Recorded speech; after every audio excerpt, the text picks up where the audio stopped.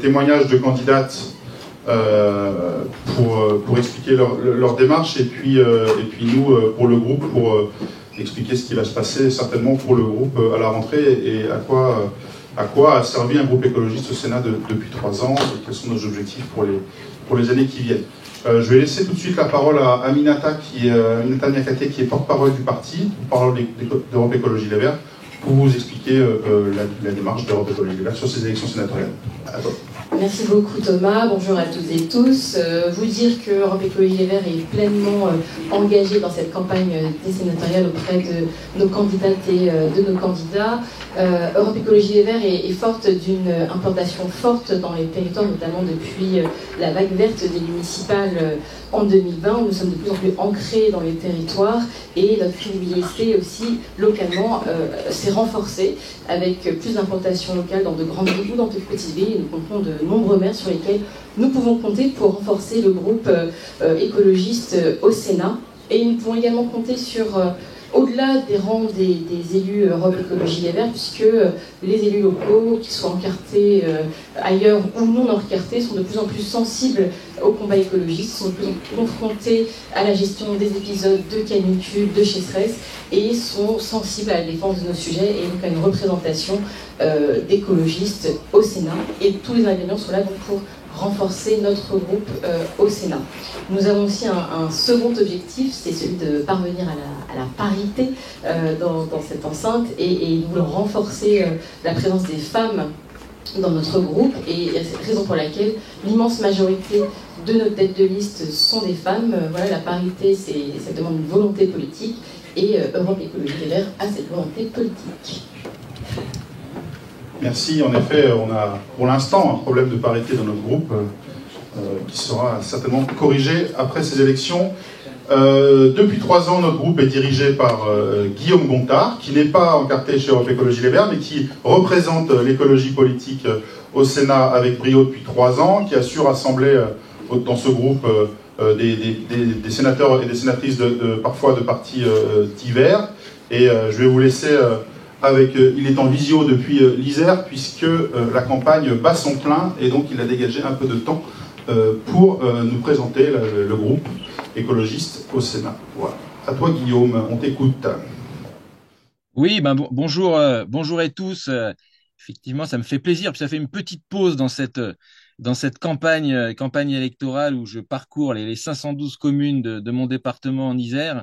Et d'ailleurs, c'est un moment fort, un moment important de lien avec les élus locaux, avec les citoyennes et les citoyens, puisque nous, on a fait ce choix-là aussi de discuter évidemment avec tout le monde, puisque nous sommes et nous serons des élus de la nation. Nous parlerons au nom de tous.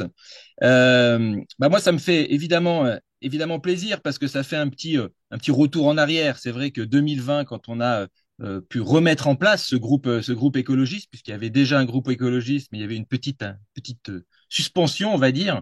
Et parce que voilà, cette parole écologiste au sein du Sénat, elle était importante, elle était indispensable, et je dirais qu'elle était logique parce que ça a été rappelé.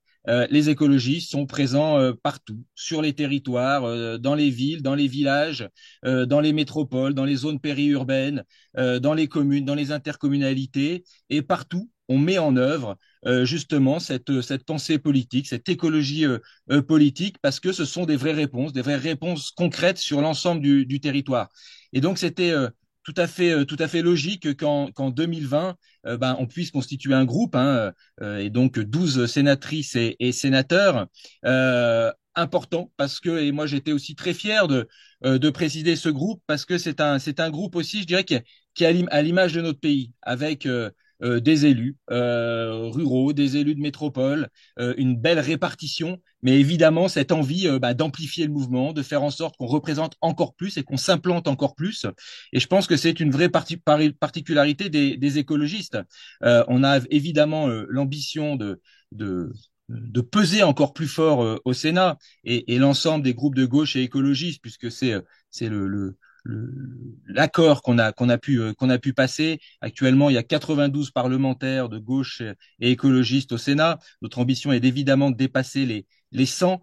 et surtout de peser, et en tout cas de peser un peu plus et de grignoter sur la droite qui elle aussi se divise, mais dire aussi que le groupe écologiste, les écologistes, élection après élection, c'est quasi le seul mouvement qui se renforce. Et c'est voilà parce que c'est une vraie réponse partout sur nos localités. Faire campagne aussi sur les sénatoriales, bah, c'est source d'inspiration parce qu'on voit ce que font les élus pour mettre en place cette transition écologique, qu'elle soit au niveau social, agricole, et tout ce qu'on peut mettre en œuvre sur nos territoires. Et c'est comme ça qu'on peut s'inspirer pour ensuite porter cette parole au niveau du Sénat.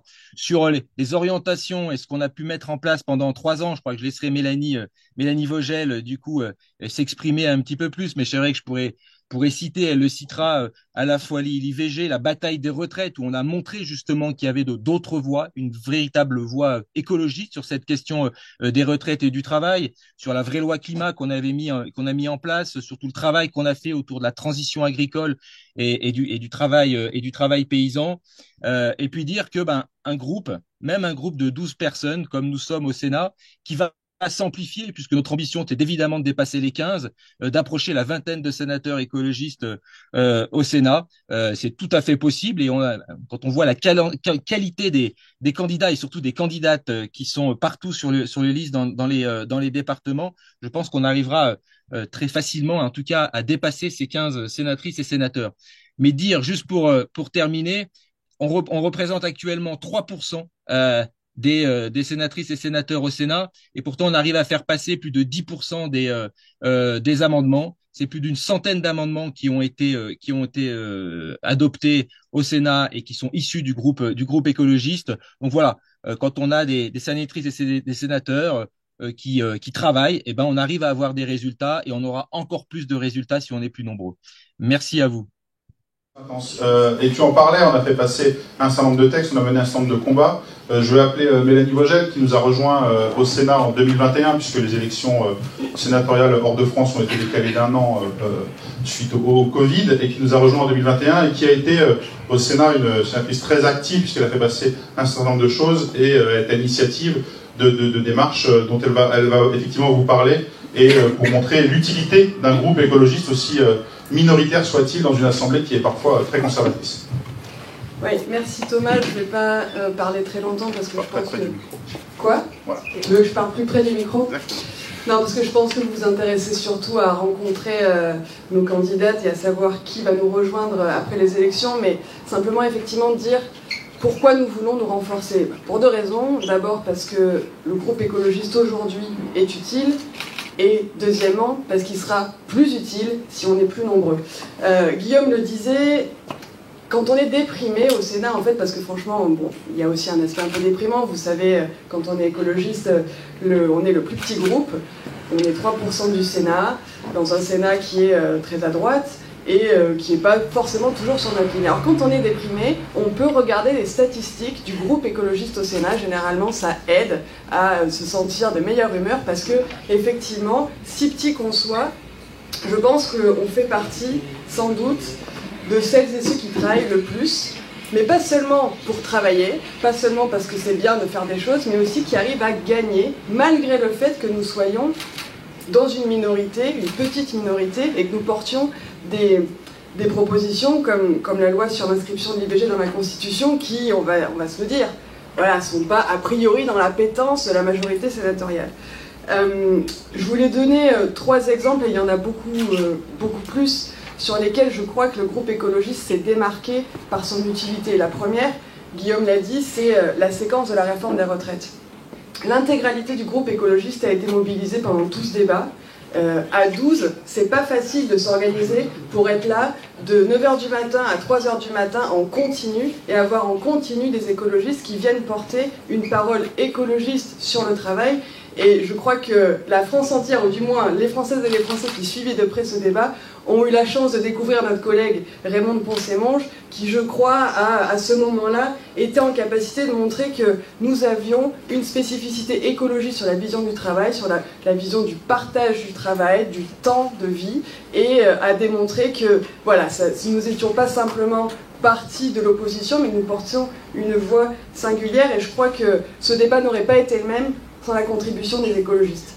La deuxième chose, c'est effectivement, c'est un autre exemple, hein, j'en aurais plein, sur les ENR. Nous sommes dans les énergies renouvelables, la loi d'accélération sur les énergies renouvelables. Nous sommes dans un Sénat qui n'est pas toujours le meilleur ami des éoliennes. Vous savez, beaucoup de sénateurs et de sénatrices, beaucoup de sénateurs, n'aiment pas beaucoup les éoliennes et avaient pris une position très dure sur les renouvelables. Et nous avons été, malgré notre toute petite taille, en capacité à la fois d'empêcher un certain nombre de freins que la droite voulait imposer en plus aux énergies renouvelables, mais aussi d'avoir des victoires, notamment sur le solaire. Et je crois que c'est assez remarquable quand on sait quel est l'équilibre politique au Sénat, que le plus petit groupe du Sénat arrive finalement à faire marquer des avancées à une majorité qui, sur ce sujet encore en particulier, était tellement réticente. Et la troisième chose, tu l'as dit Thomas, c'est évidemment la proposition d'inscription du droit à l'IVG dans la Constitution. C'était la première fois, c'était pas la première fois que des gens voulaient inscrire le droit à l'IVG dans la Constitution, et je suis très loin de revendiquer cette primauté, pas du tout, ça faisait très longtemps que c'était dans l'idée, mais c'est la première fois qu'une proposition de loi a été mise au vote dans une assemblée en France, d'abord avec un échec tout relatif, puisque à 17 voix près, franchement, on n'était pas loin, mais ensuite on a été en capacité, et c'est quelque chose dont je suis très fière, notre capacité à porter de la radicalité et du pragmatisme, d'arriver à être très ferme sur nos principes, mais aussi à remporter des victoires. Nous sommes arrivés, au fond, à pousser la droite à voter ce texte au Sénat. La bataille, elle n'est pas finie. Je crois que c'est une des grandes batailles pour les droits des femmes des décennies qui viennent, pas que pour nous, pas que pour les femmes en France, mais pour toutes les femmes dans toute l'Europe et dans le monde entier. Je sais, pour être en contact avec beaucoup de féministes en dehors de la France, l'importance que ça a, le débat qui se passe en France, et l'importance que ça aurait que la France marque ce pas d'inscrire le droit à l'IVG dans la Constitution. Et c'est pas fini. Voilà, on n'a pas fini, donc on a besoin de grandir pour pouvoir remporter cette victoire avant 2027, c'est l'objectif que nous nous sommes fixés, et pour cela, ce serait bien qu'on soit plus de 12, donc on a besoin d'Anne, on a besoin de Catherine, on a besoin de Ghislaine, on a besoin de Mathilde, on a besoin d'Antoinette, on a besoin de Yannick, et on a besoin de toutes celles et ceux qui viendront renforcer l'écologie. Merci, oui, et donc le groupe s'est renforcé après 2020, après les élections municipales de 2020, il faut le dire, après la vague verte qui a permis de gagner un certain nombre de villes pour les écologistes. Et donc c'est sur cette vague verte et sur ces élections de 2020, en réalité, que se construit encore l'élection sénatoriale de 2023. C'est sur ce foisonnement d'écologie politique un peu sur les territoires.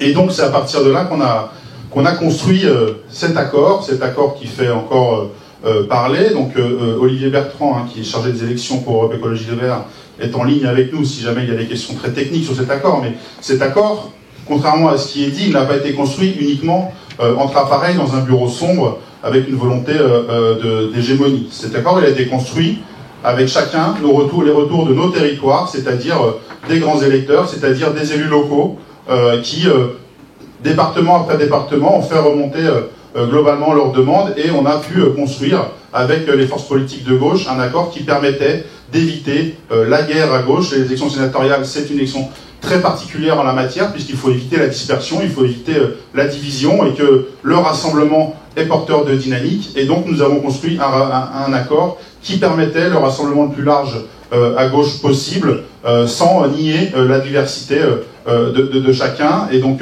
c'est pour ça qu'on a un accord qui est porteur d'espoir pour la gauche. Guillaume l'a dit, on espère à gauche, tout confondu, dépasser la centaine de sénateurs et de sénatrices, et on espère, nous, dépasser être entre 15 et 20 à la fin du mois.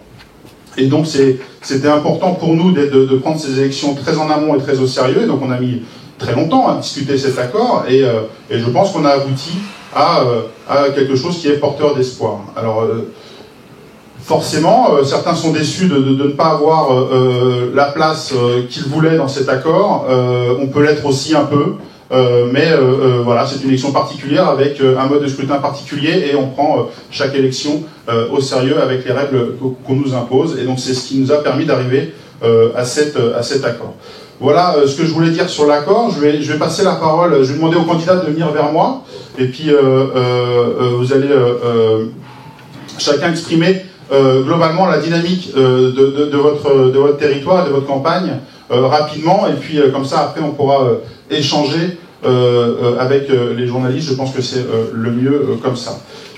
On va peut-être commencer par Mathilde qui est candidate pour les Français établis hors de France et qui est en ligne évidemment puisque pour son bilan carbone on lui a évité le voyage pour une conférence de presse. Mathilde, est-ce que tu nous vois? Oui, donc moi je suis candidate sur la circonscription des Français établis hors de France, donc j'habite à Vienne en Autriche et je suis conseillère des Françaises et Français de l'étranger, donc pour l'Autriche, la Slovaquie et la Slovénie, et conseillère à l'Assemblée des Français de l'étranger, donc qui est un de nos organes de représentation, et je suis membre du bureau de cette assemblée. Donc les conseillers des Français de l'étranger, on est consultés sur un certain nombre de sujets, sur l'enseignement français à l'étranger, les bourses scolaires, parce qu'il y a un réseau important de lycées et d'écoles françaises de par le monde. Aussi le soutien aux projets associatifs des communautés françaises partout dans le monde. Et puis toutes les questions d'aide sociale et de sécurité aussi pour nos compatriotes à l'étranger.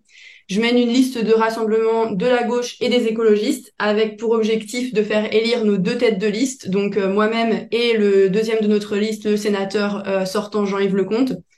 J'ai 29 ans et je crois que si je suis élue au Sénat, il me semble que je serai la plus jeune sénatrice élue. Donc je pense que c'est un gros enjeu pour nous, à la fois dans notre circonscription, mais aussi en France. Je pense que c'est super important qu'on promeuve l'engagement citoyen et politique des jeunes. Et pour ce faire, on a besoin d'un personnel politique qui leur parle et qui connaisse bien leurs problématiques. Donc au niveau national, comme dans notre circonscription, j'essaierai de porter cette voix, la voix des jeunes. Chez les Français de l'étranger, les jeunes Français rencontrent plein de problématiques qui sont assez diverses. Dans certains pays, on note qu'il y a une hausse de la précarité étudiante, avec la hausse de la part d'étudiants français installés à l'étranger, la précarisation de l'emploi aussi. On a beaucoup de jeunes Français, par exemple doctorants, post-doctorants, qui sont très mobiles et qui ont des contrats de travail très limités dans le temps. Et puis, on a aussi une part non négligeable de Français et aussi donc de jeunes qui sont binationaux. Et il y a un vrai enjeu pour eux autour de la transmission de la langue française, de leur culture française en étant à l'étranger. Et puis, je pense que avec le dernier rapport du GIEC qui indique qu'il y a 3,5 milliards de personnes qui sont vulnérables au changement climatique sur notre planète. Les Françaises et les Français de l'étranger, on est en général aux premières loges de ces dérèglements climatiques. Et le ministère des Affaires étrangères va devoir de plus en plus prendre en compte ces dérèglements climatiques dans ses analyses de risques, en plus des risques de catastrophes naturelles. Donc cette année, on a été aux premières loges avec les Français de l'étranger comme les populations locales qui ont été touchées par les feux de forêt au Canada ou en Grèce. Ici, dans ma circonscription, on a eu d'énormes inondations, des inondations sans précédent en Slovénie ou encore à Hong Kong. Donc, et puis bien sûr, maintenant avec le séisme, tous les regards sont tournés vers le Maroc. Donc voilà. Après, peut-être pour conclure, de mon côté, pour nous les Français de l'étranger, l'enjeu principal, c'est le désengagement de l'État dans les services consulaires, dans l'enseignement français, dans la culture, aussi avec des instituts français qui sont sous-dotés. Et donc, on a besoin de parlementaires qui s'engagent pour porter notre voix, comme Mélanie le fait déjà si bien depuis son élection il y a 2 ans, avec le reste de la gauche sénatoriale. On va continuer avec Paris. Paris, où un accord qui n'était pas gagné d'avance a été conclu avant l'été, et dont Antoinette, tu es le fer de lance, mais aussi Anne Souris et Jean-Baptiste Péjean, qui sont sur la liste avec toi, et je te laisse présenter la dynamique parisienne. Bonjour à toutes et tous. Effectivement, nous nous jouons à domicile aujourd'hui, puisque nous sommes les candidats écologistes parisiens.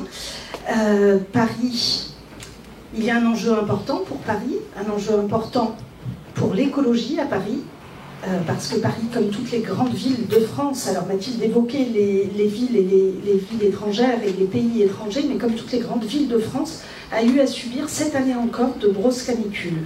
Nous avons enregistré l'été le plus chaud, et l'été le plus chaud en France, ça veut dire l'été le plus chaud dans les grandes villes françaises, où la canicule est encore plus insupportable et se cumule aux inégalités, car les quartiers où on souffre le plus de canicule, ce sont évidemment aussi les quartiers les plus pauvres de ces grandes villes. Donc l'enjeu est important, l'enjeu est tellement important que nous avons le devoir, aujourd'hui, nous écologistes, de tout faire pour pouvoir accéder aux institutions. Et c'est ce qui a motivé l'union que nous avons faite à Paris, une union de gauche et écologiste qui a pour objectif de présenter à nos électeurs, à nos délégués de liste et aux grands électeurs, eh bien, la possibilité d'avoir une seule liste. Pour Paris, c'est un peu particulier parce qu'à la fois, nous pouvons compter sur nos forces, et l'union est une force, et nous avons aussi la possibilité désormais de pouvoir compter sur les faiblesses de la droite qui part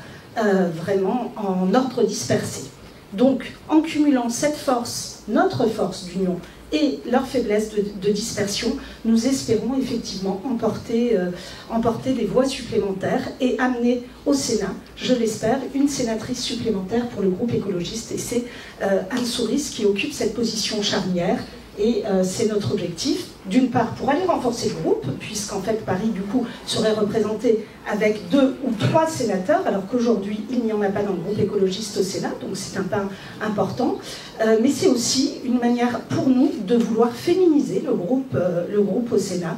Et c'est aussi pour ça que nous avons en ma personne une tête de liste féminine, pour que si nous réussissons cet objectif d'avoir 3 sénateurs et sénatrices, eh bien nous ayons 2 sénatrices.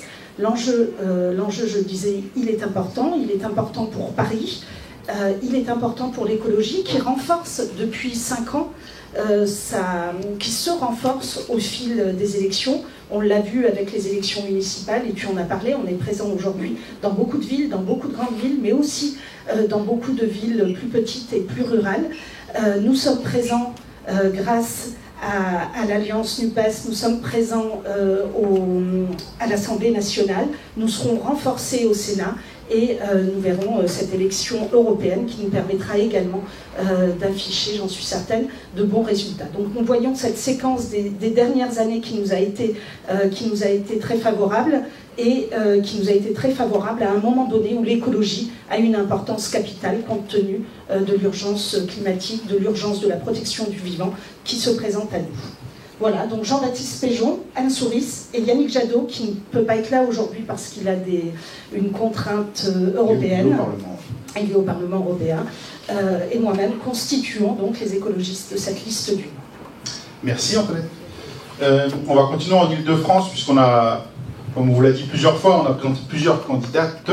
Je vous propose qu'on commence par le 92, les Hauts-de-Seine, qui n'est pas une terre comme ça qu'on sent, qui semble fertile à l'écologie, et pourtant Catherine Candelier est deuxième de liste, résultat de cet accord dont je vous parlais précédemment, deuxième de liste derrière Pierre Ouzoulias. Oui, bonjour.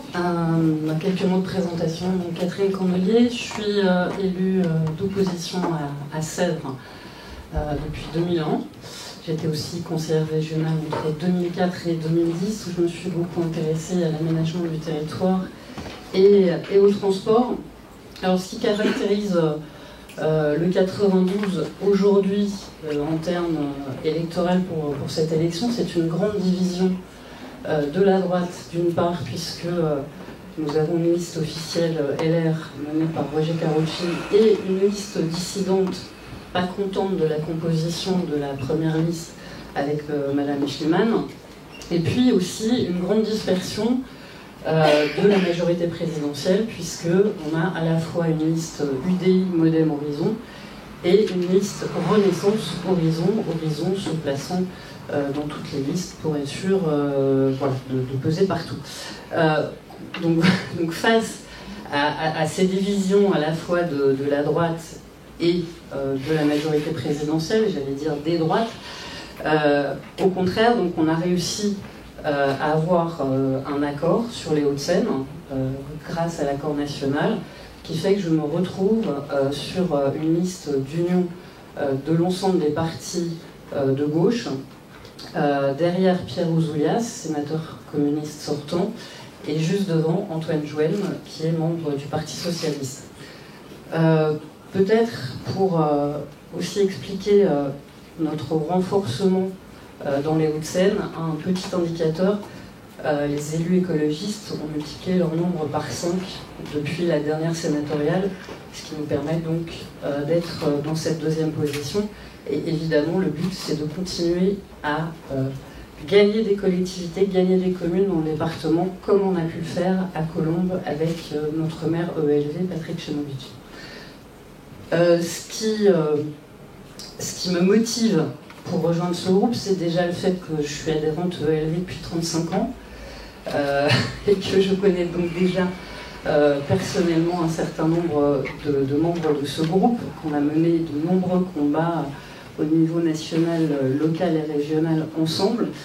Et puis, le département des Hauts-de-Seine est un département dont on dit qu'il est le plus riche de France, ce qui est vrai, mais qui a beaucoup de disparités, beaucoup d'inégalités territoriales, beaucoup d'inégalités sociales. Et quand j'entends nos adversaires porter le fait qu'ils vont défendre les collectivités territoriales au Sénat, ben non, en fait, depuis des années, l'État recentralise, le gouvernement recentralise, diminue les moyens qui sont mis à disposition des collectivités, ce qui les empêche d'agir de façon pleine et entière en matière de transition écologique et en matière sociale. Donc moi, ce que je souhaite, c'est vraiment défendre pour de vrai les collectivités territoriales et qu'on arrête cette recentralisation qui est très délétère pour l'action publique dans notre pays. Voilà. Merci Catherine. Oui, j'ai dit que le territoire était plutôt peu fertile pour l'écologie, mais en fait, comme partout, l'écologie grandit. On va continuer sur l'Île-de-France avec peut-être la candidature de Anne, qui est sur une liste conduite par les socialistes en Seine-Saint-Denis, qui va nous expliquer la dynamique, pareil, issue de cet accord en Seine-Saint-Denis. Oui, bonjour, donc je suis Anne de Rugy, je suis candidate sur une liste d'union en Seine-Saint-Denis, je suis la candidate écologiste. Donc en Seine-Saint-Denis, il y a deux listes principales, hein. L'accord s'est fait avec le PS. Traditionnellement, le Parti communiste fait sa propre liste et c'est le cas actuellement.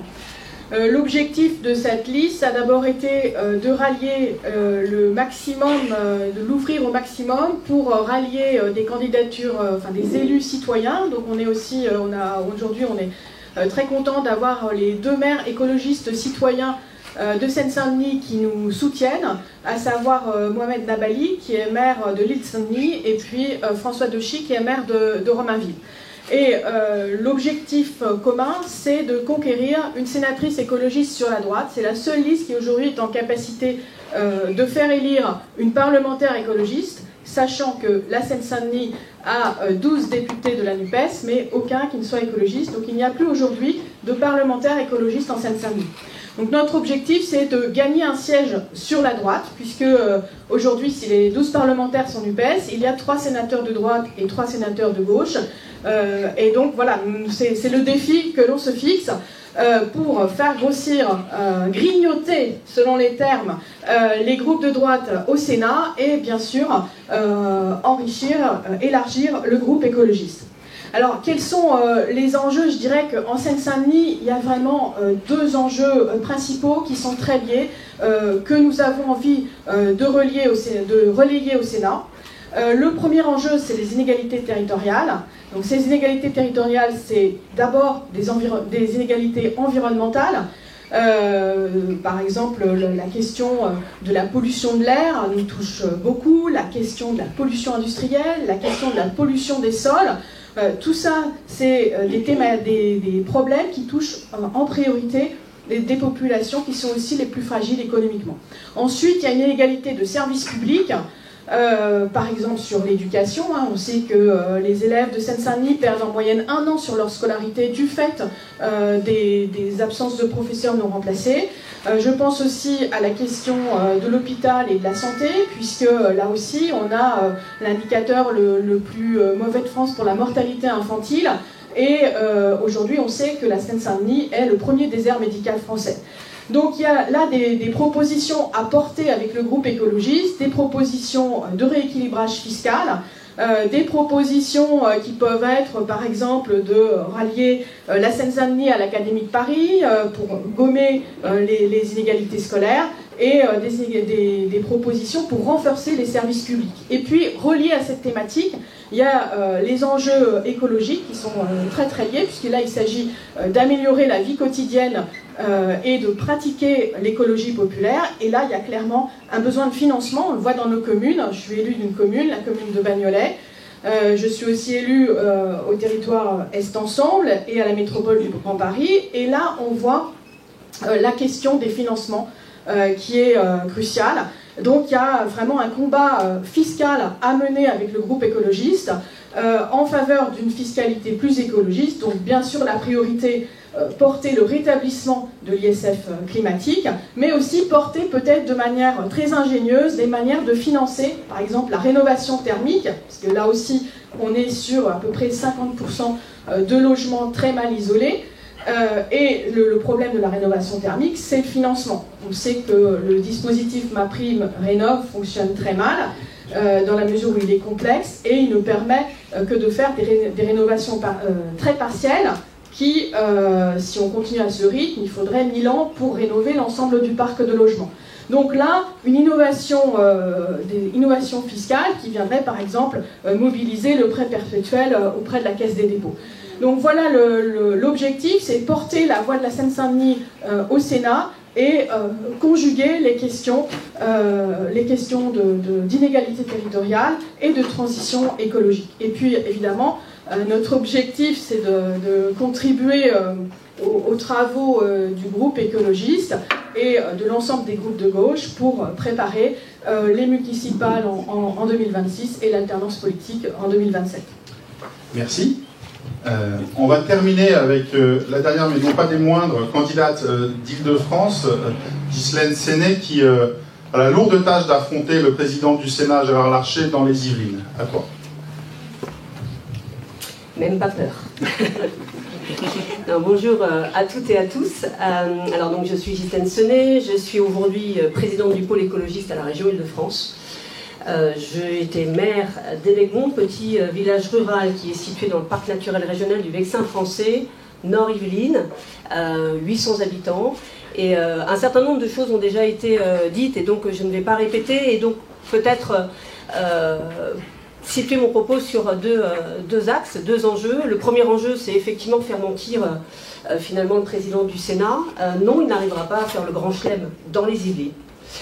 Déjà parce qu'il y a une chose qui est très importante et dont je suis très fière, c'est que nous avons réussi à faire l'union dans notre département en 2017. Tout le monde était parti séparément, et donc effectivement nous avons perdu le poste qui était auparavant porté par Catherine Tasca, qui était notre sénatrice, qui nous représentait, et en 2017, badabou, on est tous partis séparés, et donc on a perdu ce poste. Aujourd'hui, parce que nous portons l'union, parce que nous avons réussi à discuter avec nos partenaires, et bien aujourd'hui nous sommes unis, et je crois que rien que cela, c'est une grande force pour les Yvelines. Une grande force qui va finalement être la poursuite de ce que nous avons déjà effectué, notamment sur les législatives. Nous avons eu deux députés, et donc j'ai la charge de continuer à porter cette dynamique, et je n'en doute pas que nous allons réussir à le faire.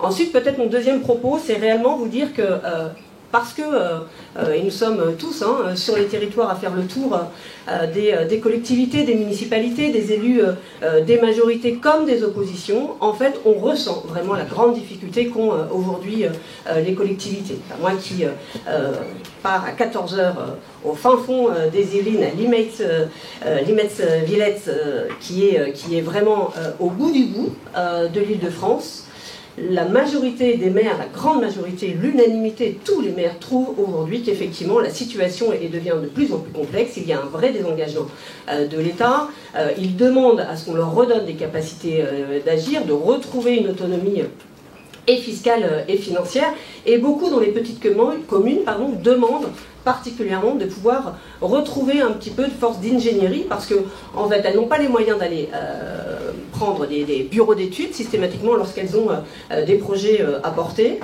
et elles se retrouvent dans des difficultés très fortes lorsqu'il faut répondre à des appels à projets, parce qu'aujourd'hui l'État se désengage et en fait force les petites communes et les plus grandes à faire des appels à projets. Et c'est tout ce mode de fonctionnement qui font qu'aujourd'hui, les maires, les exécutifs ont le sentiment finalement de devenir des grands spécialistes de recherche de subventions, de grands gestionnaires, mais en fait ne sont pas en capacité réellement de pouvoir porter le projet municipal pour lequel ils ont été élus. Ça, c'est un vrai enjeu, c'est vraiment ce sur quoi nous souhaitons travailler. Et parce que le premier défi que nous pensons avoir sur les territoires, c'est la résilience